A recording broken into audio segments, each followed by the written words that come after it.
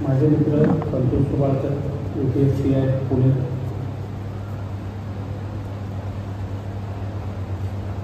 राष्ट्र सेवा दलाचे राष्ट्रीय अध्यक्ष अजित शिंदे साहेब, सर्व उपस्थित मंचावर मान्यवर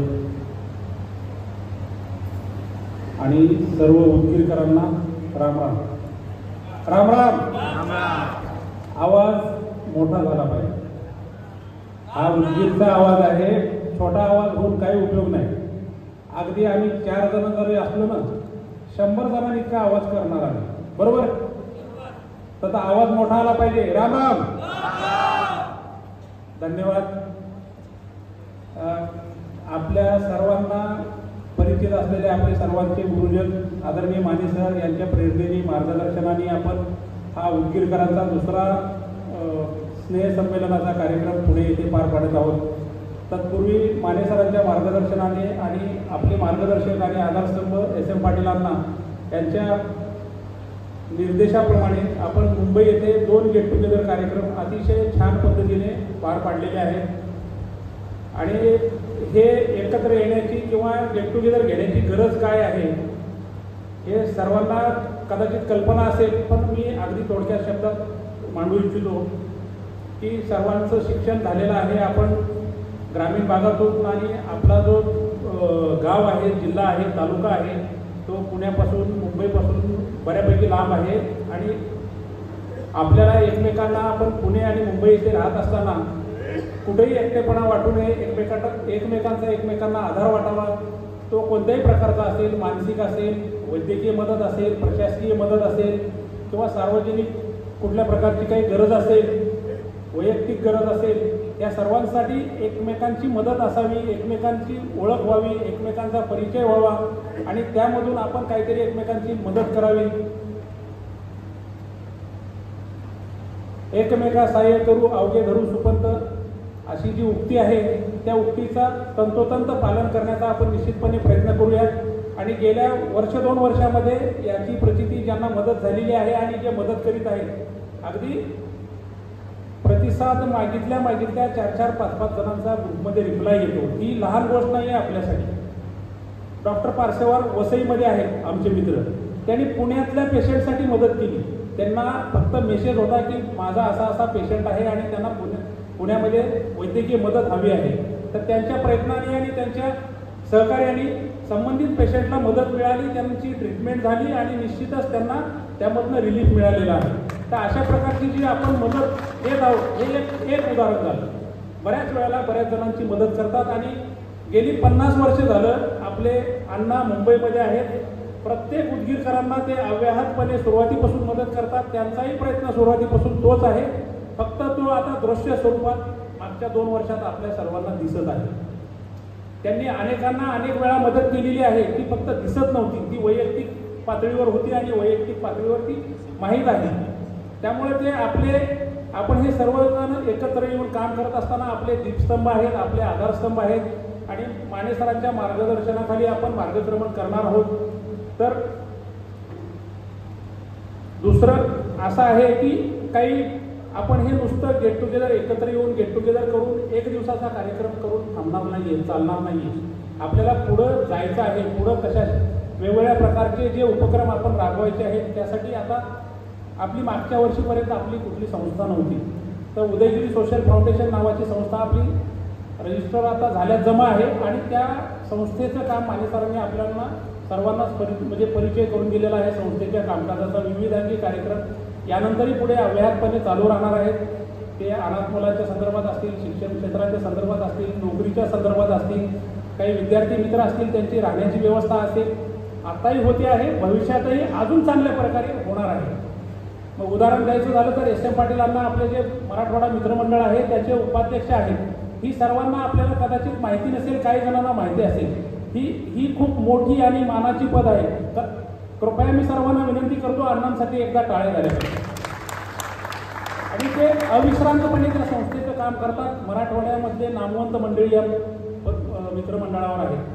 माजी मुख्यमंत्री निलंगेकर साहेब शंकरराव चव्हाण साहेबांनी 1964ला माझ्या माहितीप्रमाणे ही संस्था स्थापन केली आणि त्या संस्थेचं काम पुण्यात आहे, मुंबईत आहे, तर मुंबईत आजही अण्णा सुरुवातीपासून उपाध्यक्ष आहेत आणि त्या संस्थेचं काम खूप जुनं आहे आणि मोठ्या प्रमाणावर भूखंड आहे तिथं वसतिगृह डेव्हलप करणे, आपल्या मराठवाड्यातल्या मुलांसाठी तिथे काहीतरी राहण्याची व्यवस्था, त्या मदत मागितली कोणाला नोकरीसाठी व्यवस्था, हे सुरू आधीपासून होत आहे हे ऑलरेडी काम.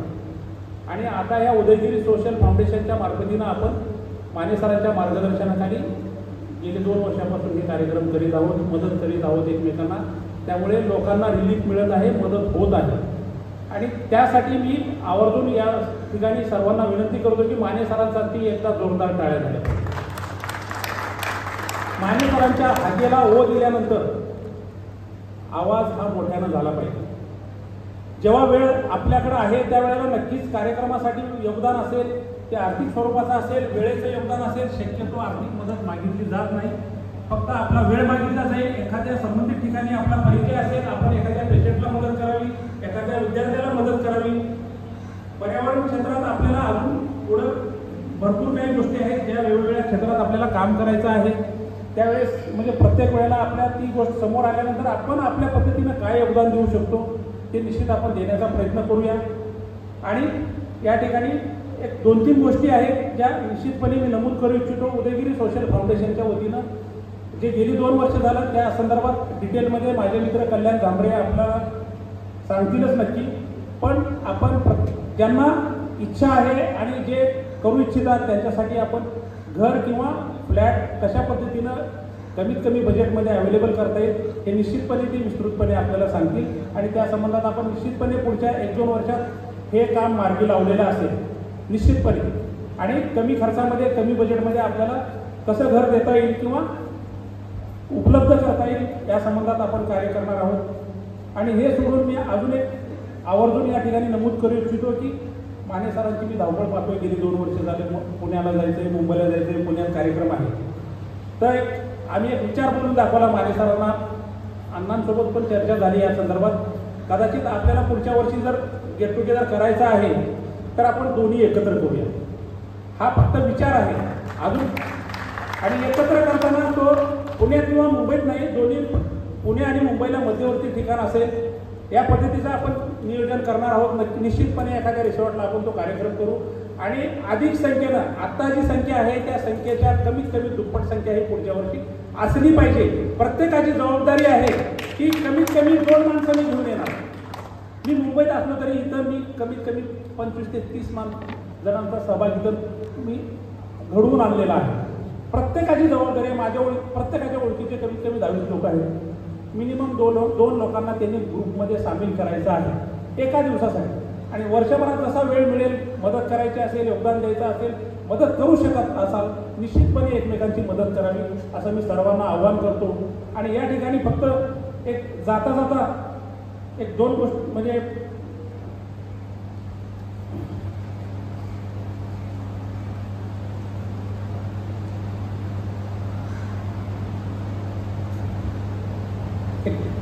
माझ्या काय भावना आहेत एक 2-4 ओळीमध्ये मी मांडणार आहे.